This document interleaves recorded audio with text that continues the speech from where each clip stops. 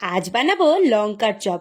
আরে না না, ভয় পেও না, একদম কিন্তু ঝাল নেই। বাবার জানা তো ভীষণ প্রিয়, তাই আজকে এনে বললো এটা দিয়ে একটু চপ করে দে। তো তাই সবার প্রথমে দেখো লঙ্কাগুলোকে ভালো করে ধুয়ে ভেতরটা কেটে ভেতরের সমস্ত কিছু বের করে নিয়েছি। এবারে আলু সেদ্ধটাকে মেখে কড়াইতে সাদা তেল দিয়ে আলুর মধ্যে নুন, লঙ্কার গুঁড়ো, জিরের গুঁড়ো, ধনে গুঁড়ো আর একটু গরম মশলার গুঁড়ো আর গোলমরিচের গুঁড়ো দিয়ে ভালো করে মশলাটাকে মিশিয়ে একটা পুর বানিয়ে নিলাম। পুরটা ওদিকে ঠান্ডা হতে থাক, আর এদিকে বানাচ্ছি আমরা একটা ব্যাটার। বেসনের মধ্যে নুন, লঙ্কার গুঁড়ো আর কালো জিরে আর একটু হলুদ গুঁড়ো দিয়ে একটা থিক ব্যাটার বানাতে হবে। খুব বেশি পাতলাও হবে না, আবার খুব বেশি মোটাও হবে না। এইবারে যে পুরটা বানিয়ে রেখেছিলাম সেইটা এই লঙ্কার মধ্যে ভালো করে সুন্দরভাবে ভরে দেব।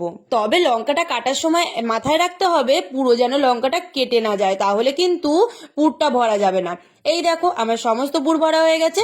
এবারে সুবিধার জন্য গ্লাসের মধ্যে ব্যাটারটা ঢেলে নিয়েছি। এবারে এক একটা করে কোট করে সাদা তেলে ভালো করে ডিপ ফ্রাই করে নেবো, একদম লালচে হয়ে যাওয়া পর্যন্ত। ব্যাস, ঝটপট রেডি হয়ে গেছে। বৃষ্টির দিনে এইরকম ওয়েদারে মুড়ি, চানাচুর আর সর্ষে তেল দিয়ে মেখে তার মধ্যে দিয়ে দিলাম লঙ্কার চপ আর ওপর থেকে ছড়িয়ে দিলাম চাট মশলা আর বিট নুন। ব্যাস, গরম গরম সার্ভ করে দাও।